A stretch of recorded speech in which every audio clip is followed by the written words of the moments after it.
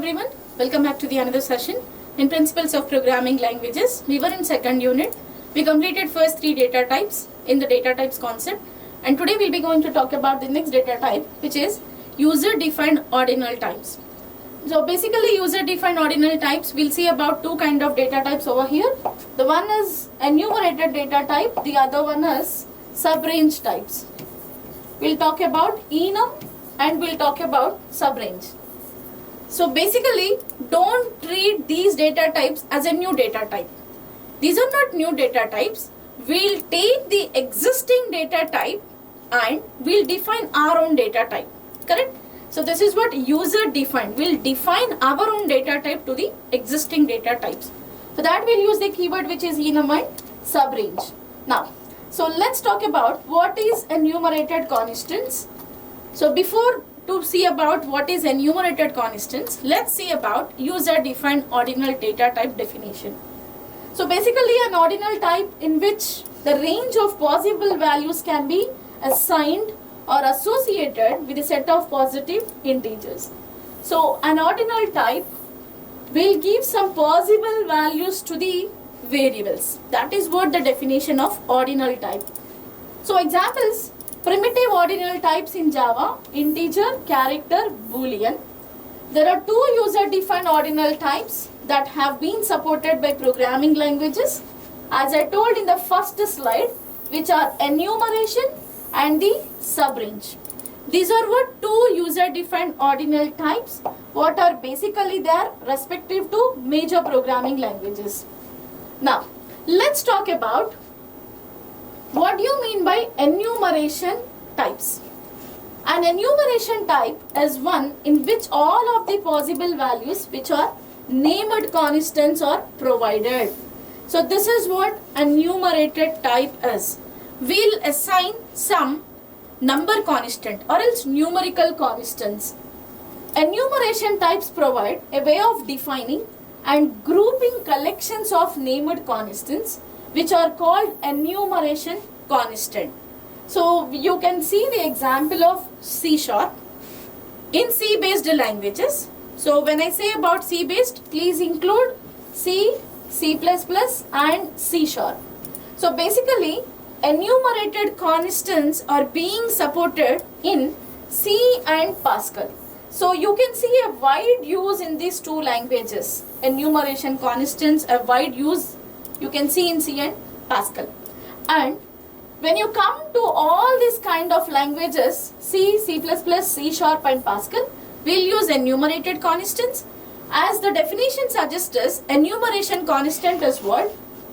We'll assign a name constant. We'll assign a constant to the name. So that I'll show you with an example how the way named constants will get assigned to the variable. That we'll see. Before we'll see about the example, let's understand the design issues of user-defined ordinal types. The design issues are: is an enumeration constant allowed to appear in more than one type definition? And if so, how is the type of an occurrence of that constant is checked? All these design issues are concerned to type compatibility or type checking. If we do not check the data type of named constants, whatever is going to assign to a variable for what we are defining, we are not checking that data type, then we will be having a compiler issues. That's the reason whatever named constant is going to be initialized default by the compiler, we have to first of all have a type compatibility things. Now, respect to type checking, we'll be going to see all these design issues. The second design issue is any other type corresponding to an enumeration type. All of these design issues are related to type checking as is specified. So one more design issue: or enumeration values correspond to integer or else any other data type. If it is, then how it will be done in programming languages? If an enumeration variable is corresponding to a numeric type, then there is control over its range of values. It is true always when we are assigning a integer values to user-defined data type or to some variable, we have to be in control over the range of values, what values we are assigning to the variables. So that also we'll see with an example. Now, let's see which programming languages basically will take enumeration data types into consideration. C and Pascal, as I mentioned, C and Pascal were the first widely used languages to include enumeration data type. These are what the first programming languages will use enumeration constants. C++ includes C's enumeration type, but you will see a differentiation in between C enumeration, C++ enumeration. That also I will show you with an example. C++ enumeration constants can appear in only one enumeration type in the same referencing environment. So in ADA, enumeration literals are allowed to appear in more than one declaration in the same referencing environment. They are called overloaded literals. This thing, whatever I specified in ADA, that was not there in C and C++. In C#, enumeration types are like those of C++, except that they are never correlated to integers. In ML, enumeration types are defined as new types with data type declarations.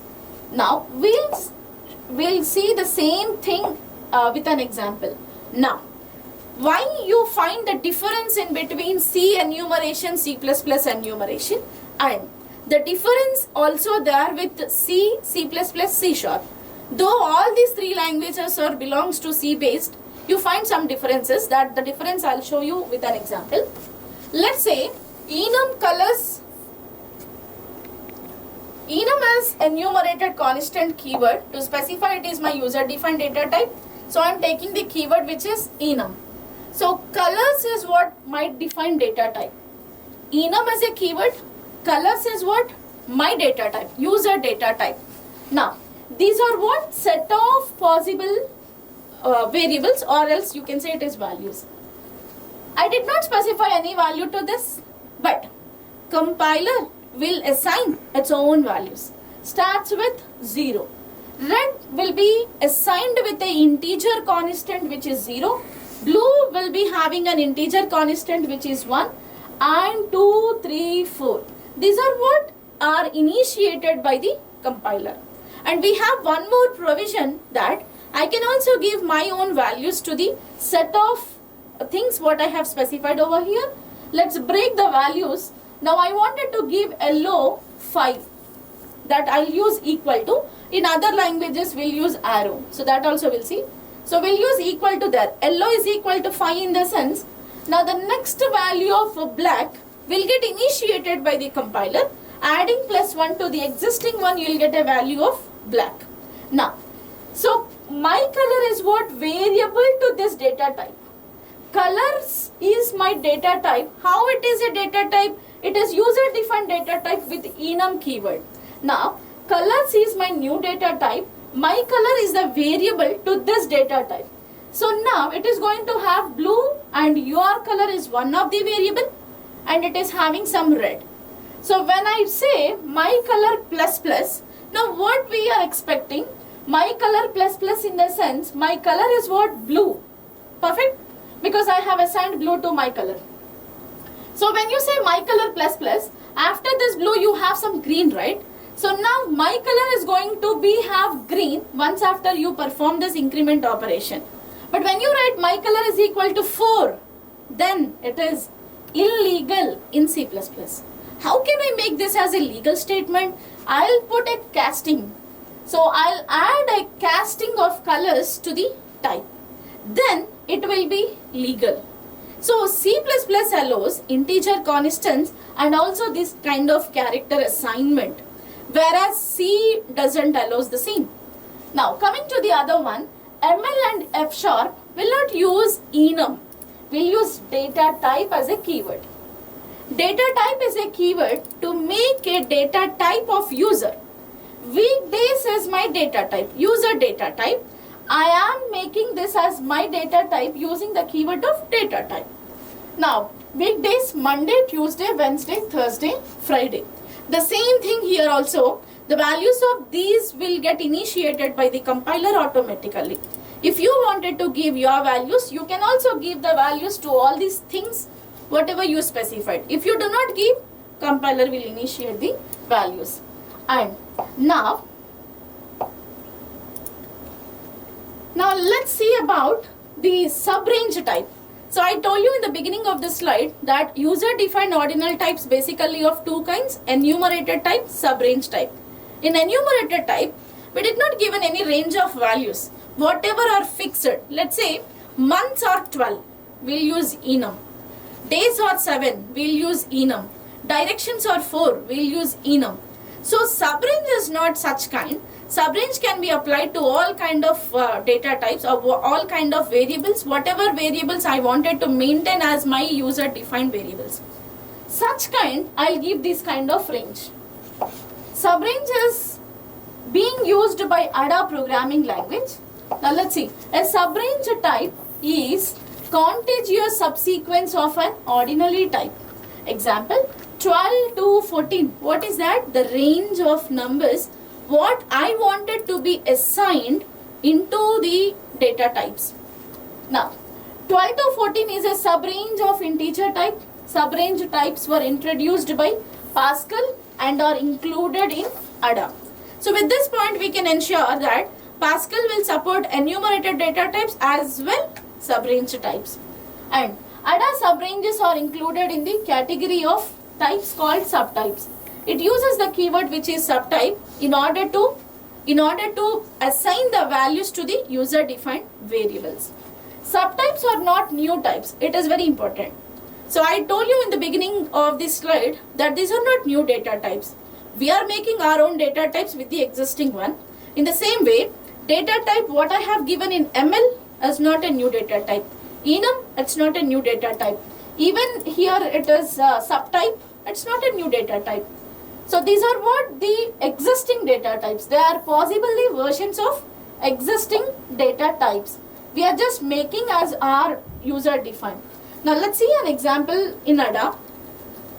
So we'll use subtype over here. I said that subrange is being initialized with the subtype keyword. Now subtype weekdays is days range from Monday to Friday.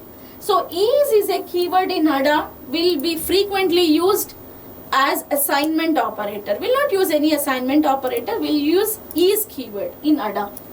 Now type days is Monday, Tuesday, Wednesday, Thursday, Friday, Saturday, Sunday. Who will give the values of this? If you ignore this line, the line what I wrote here, if you ignore this, values can be come from compiler. If you wanted to give a specific range, that range you can mention. Maybe this range, maybe the range what you are specifying here, 1 to 100. If you don't feel to give that, you can specify your own range as I specified in the previous slide, starts with 12 to 14. Or whatever range you feel to give, that range you can specify. And you have to specify the data type, what data type values you wanted to mention in the values. And the compiler must generate range checking code for every assignment to a subrange variable. Whatever values you are giving here, even it has to go through with the type checking. If I write something that 12 to 14.6, then compiler cannot check this one, right? So before you take all these values into consideration, compiler should generate subrange variables to be checked. And while types are checked for compatibility at compile time, subranges require runtime range checking.